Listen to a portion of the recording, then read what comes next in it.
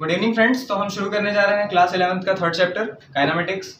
ये चैप्टर आपकी बुक में motion in a straight line के नाम से मिलेगा। तो बिना देरी करते हुए शुरू करते हैं।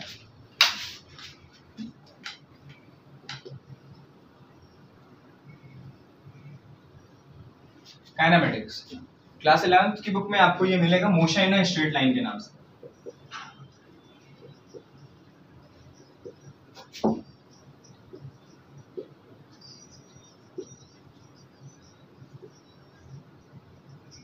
Motion in a straight line. तो बेसिकली काइनेमेटिक्स पढ़ने से पहले हम कुछ बेसिक क्वांटिटीज के बारे में जानेंगे, जिसमें जैसे आप लोगों ने क्लास 9 में पढ़ रखा होगा scalar quantities and vector quantities. Scalar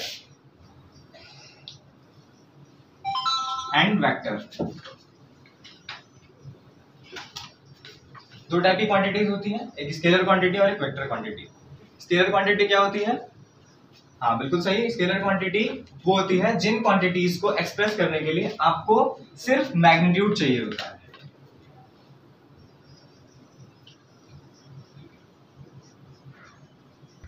सिर्फ magnitude. Okay. And vector quantities क्या होती हैं? वेक्टर क्वांटिटीज वो होती हैं जिन क्वांटिटीज को एक्सप्रेस करने के लिए आपको direction as well as magnitude दोनों की ही जरूरत होती है। Magnitude and direction.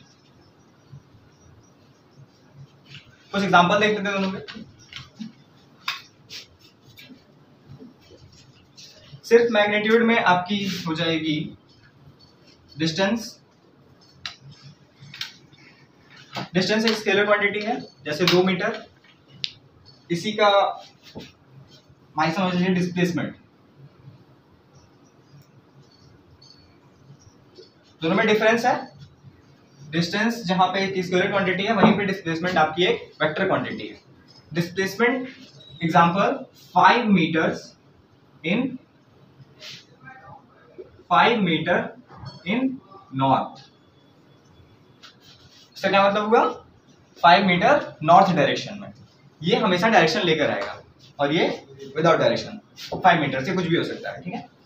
देन आपका वेक्टर क्वांटिटी में फोर्स आ जाएगा। फोर्स 5 न्यूटन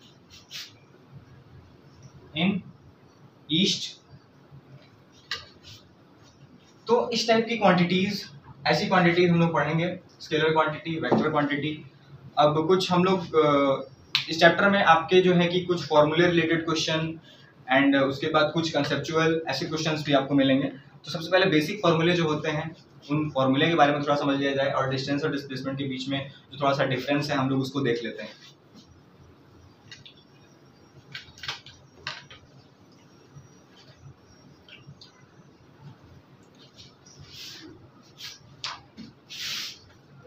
आपका ये पॉइंट ए है, ये पॉइंट आपका बी है।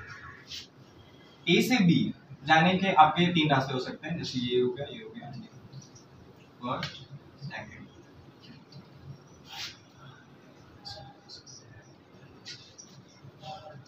डिस्टेंस क्या है? इसमें कौन कौन सा डिस्टेंस है? तो तीनों ही डिस्टेंस है, ठीक है। ए से बी में हम जा रहे हैं, तो हमने एक बार ये डिस्टेंस कवर करी, एक बार ये डिस्टेंस कवर करी, एक बार ये डिस्टेंस कवर। बट डिस्प्लेसमेंट क्या है? डिस्प्लेसमेंट अगर यहाँ से यहाँ तक की जो दूरी है वो 5 मीटर है, तो जाहिर सी बात है अगर आप ऐसे घूम कर जाएंगे तो ये हो सकता है 7 मीटर्स हो जाए, या अगर आप यहाँ से जिगजैग मोशन करते हुए जाए तो ये 8 मीटर्स हो जाए, ठीक है। ये 8 मीटर्स हो जाए। आपका डिस्टेंस जो है ये अगर 5 मीटर है ए से बी के बीच का, तो 5 मीटर हो गया। अगर आप जिगजैग मोशन करते जाएंगे 8 मीटर्स हो गया। 7 मीटर्स अगर आप ऐसा कुछ प्रोजेक्टाइल टाइप का पाथ अगर आप कवर करते जाए तो ये डिस्टेंस ज्यादा हो जाएगा। बट तीनों ही केसेस में डिस्टेंस है। What is the displacement?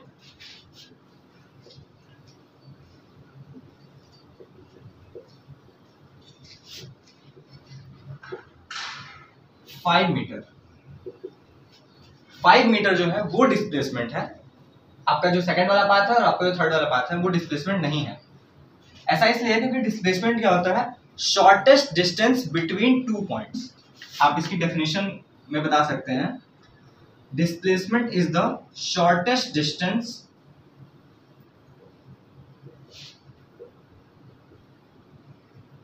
Between 2 points, 2 point के बीच का जो शॉर्टेस्ट डिस्टेंस है, सबसे मिनिमम डिस्टेंस है, वही आपका डिस्प्लेसमेंट होगा। एंड डिस्टेंस क्या होगा? The path of the length of path. ठीक है, मैं लिख देता हूं डिस्टेंस के बारे में भी, इसको नोट कर लीजिएगा।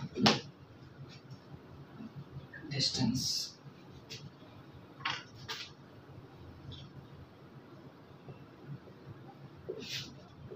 The length of path, path की जो लेंथ होगी वो आपका डिस्टेंस हो जाएगा। ठीक है, अब बात करते हैं एवरेज स्पीड की। ये छोटे छोटे 2-3 फॉर्मूले मैं लिख दे रहा हूँ जिससे आपको थोड़ा क्लियरिटी हो जाएगी। एवरेज स्पीड ये होता है total distance upon total time.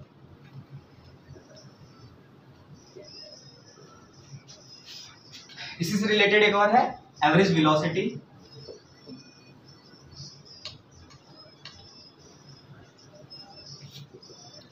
Average speed and average velocity.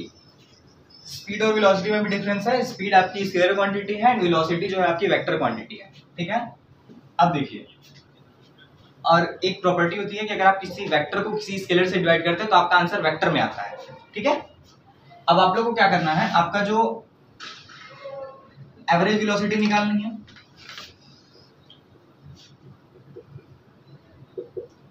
Average velocity के लिए जाएगा आपका टोटल डिस्प्लेसमेंट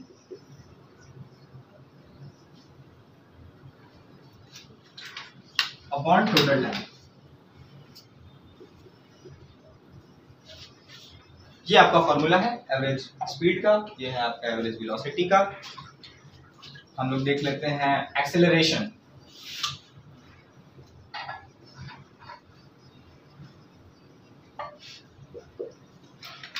एक्सेलरेशन क्या है? एक्सेलरेशन होता है वेलोसिटी में इंक्रीमेंट। एक्सेलरेशन की यूनिट अगर आप देखेंगे तो यूनिट होती है इसकी मीटर पर सेकेंड स्क्वायर। यूनिट से भी आप समझ सकते हैं कि ये मीटर पर सेकेंड स्क्वायर है। इसको अगर आप तोड़ेंगे तो क्या आएगा? मीटर पर सेकेंड पर सेकेंड। इसका मतलब है कि हर सेकेंड आपकी जो वेलोसिटी है उसमें कितना इंक्रीमेंट हो रहा है। जब यही वेलोसिटी डिक्रीमेंट करने लग जाती है तो इसको एक्सेलरेशन ना बोल करके रिटार्डेशन बोलते हैं। आप लोगों ने पढ़ रखा होगा द नेगेटिव एक्सेलरेशन। जो नेगेटिव एक्सेलरेशन होगा वो आपका रिटार्डेशन होगा। ठीक है, तो एक्सेलरेशन का formula final velocity minus initial velocity divided by total time. ठीक है, यही आपका वेलोसिटी में चेंज है कि कितना वो चेंज हो रहा है। ठीक,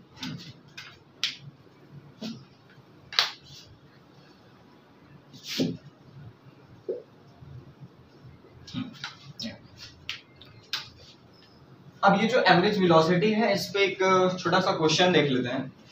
ठीक है, कि एवरेज वेलोसिटी क्या है, आपको दिखाता हूँ।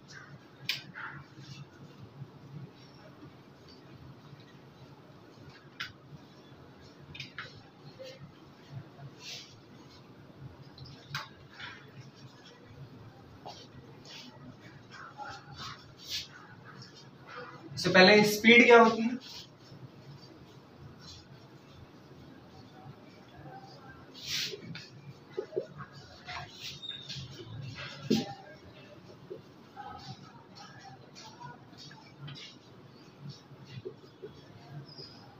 Distance upon time. डिस्टेंस हो गया आपका s, टाइम t, ये आपकी स्पीड हो गई v। अभी ये आपका एकदम जनरल फॉर्म है, v is equal to s by t. बहुत सारे लोगों ने पढ़ भी रखा होगा।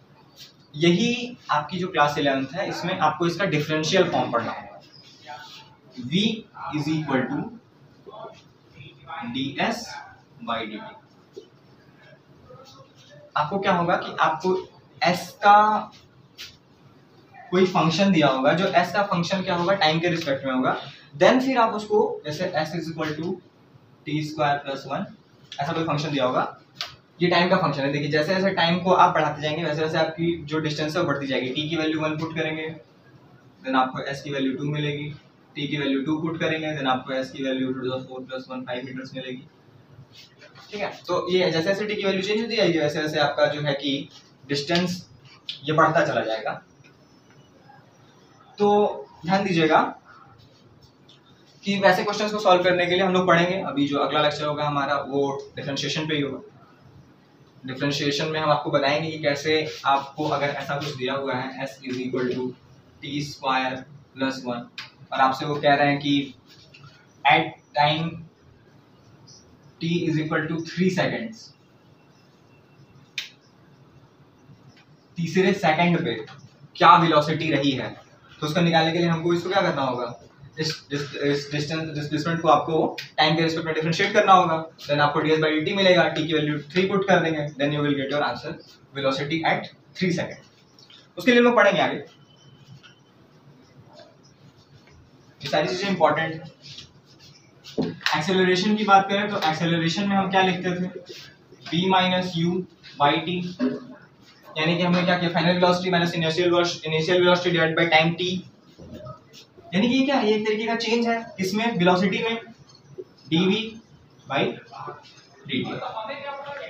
अरे भाई 15 मीटर पर सेकंड में से अगर आपकी फाइनल वेलोसिटी 15 मीटर पर सेकंड है और इनिशियल वेलोसिटी 10 मीटर पर सेकंड है तो 15 मीटर पर सेकंड माइनस 10 मीटर पर सेकंड, फाइनली तो आपको 5 मीटर पर सेकंड एक वेलोसिटी मिलेगी ना, देन वो आपका v हो गया, टाइम तो t है, उसी को हमने डिफरेंशियल फॉर्म में लिख दिया dv/dt। बस यही चीज है वेलोसिटी एक्सेलरेशन। एंड इसका एक और फॉर्मूला होता है, इसको थोड़ा देखिएगा, va = dv/dt है, तो हम v के जगह क्या रख सकते हैं, ds/dt रख सकते हैं।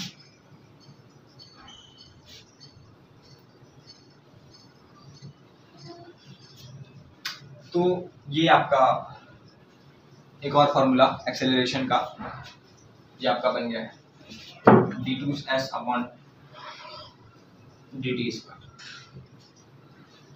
हम लोग क्वेश्चन देख लेते हैं, देन हम लोग शुरू करते हैं, हम लोग अपना क्वेश्चन देखते हैं।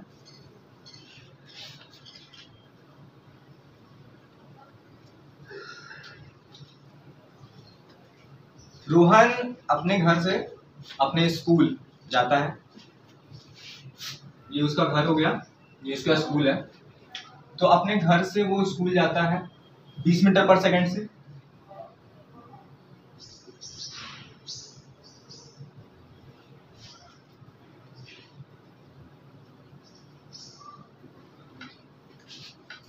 और अपने स्कूल से वापस घर आता है 30 मीटर पर सेकंड से। तो इस पूरे जर्नी में आपको उसका टोटल एवरेज स्पीड बतानी है, टोटल जर्नी में आपको उसकी एवरेज स्पीड बतानी है और एवरेज वेलोसिटी बतानी है। देखिएगा, एवरेज स्पीड बतानी है और दूसरा एवरेज वेलोसिटी बतानी है। आपको ये दो चीजें बतानी है। तो पहला एवरेज स्पीड हम क्या करते हैं, हम लेट कर लेते हैं कि उसके घर से उसके स्कूल का जो डिस्टेंस है वो x मीटर है। Let the distance be x metre है, ठीक है। तो आपका जो x मीटर है, देन हम लोग देखते हैं फॉर्मूला एवरेज स्पीड का, total distance on total time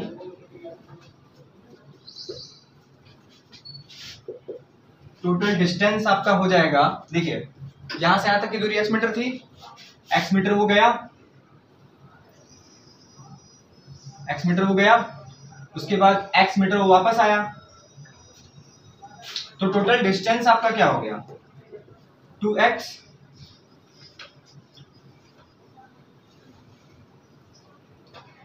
total वो 2x मीटर्स का है। अब ये पूरा डिस्टेंस उनको कवर करने में टाइम कितना लगा, पहला कुछ टाइम जाने में लगा होगा, दूसरा कुछ टाइम वापस आने में लगा होगा। तो फर्स्ट वाले टाइम को हम लोग क्या देते हैं t1, और दूसरा वाला टाइम जो वापस आने में उसको लगा है उसको हम क्या देते हैं t2। तो हम लोग टाइम फाइंड करते हैं। आपको फॉर्मूला पता है कि t is equal to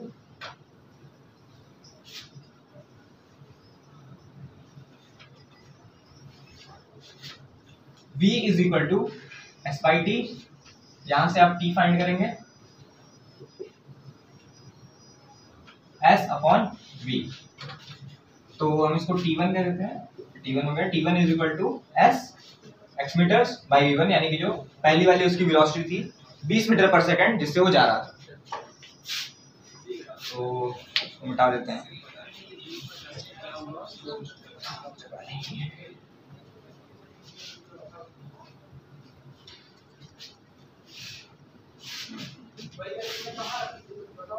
to x upon t1 plus t2। यहाँ से t1 is equal to first वाला distance x upon velocity 20 metres per second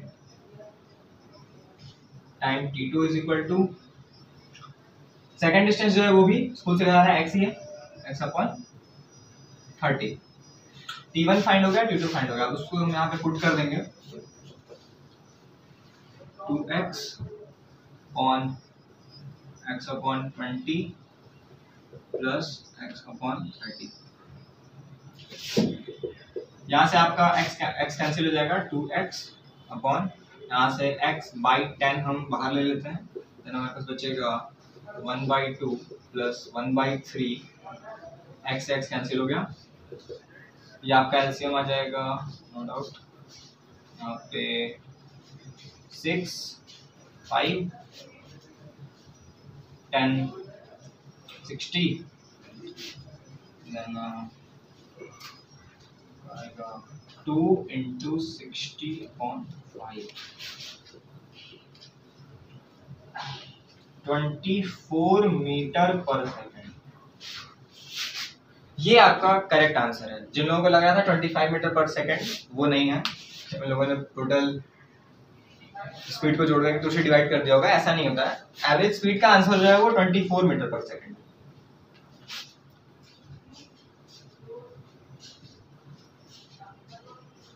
ठीक है। एवरेज वेलोसिटी क्या होगी पूरी जर्नी में, उसकी एवरेज वेलोसिटी क्या होगी? तो कुछ लोग कहेंगे कि एवरेज स्पीड जो है वही एवरेज वेलोसिटी हो जाएगी। अगर आप ऐसा सोच रहे हैं तो गलत है। एवरेज स्पीड और एवरेज वेलोसिटी दोनों अलग अलग बातें हैं। एवरेज वेलोसिटी फॉर्मूला क्या था? टोटल डिस्प्लेसमेंट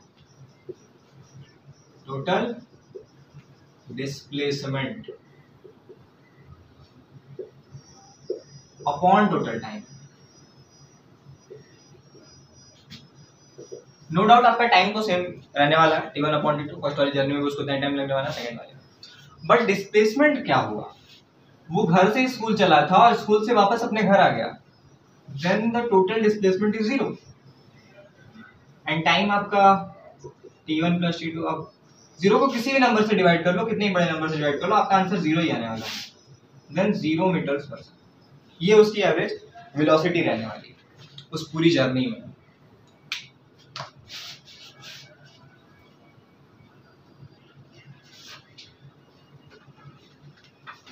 तो ऐसे क्वेश्चंस आ सकते हैं, बट जनरली ऐसे क्वेश्चंस नहीं आते क्योंकि क्लास 11th है, तो आपको थोड़ी अच्छी चीजें पढ़नी पड़ेंगी, थोड़ी बढ़िया चीजें। ठीक है। इसके लिए आपको कुछ ऐसे क्वेश्चंस मिलेंगे, x is equal to t cube plus t square plus 1। ये आपको जो है कि x क्या है? डिस्टेंस है, डिस्प्लेसमेंट है, जो T cube plus t square plus 1 time के फंक्शन में आपका ये दिया हुआ है।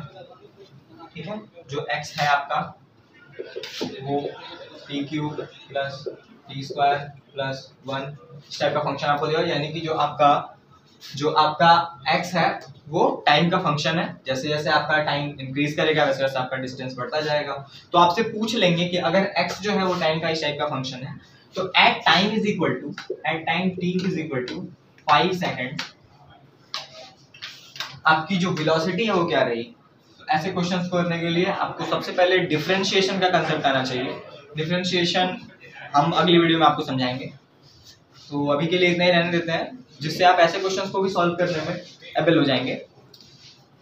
तो थैंक यू वेरी मच।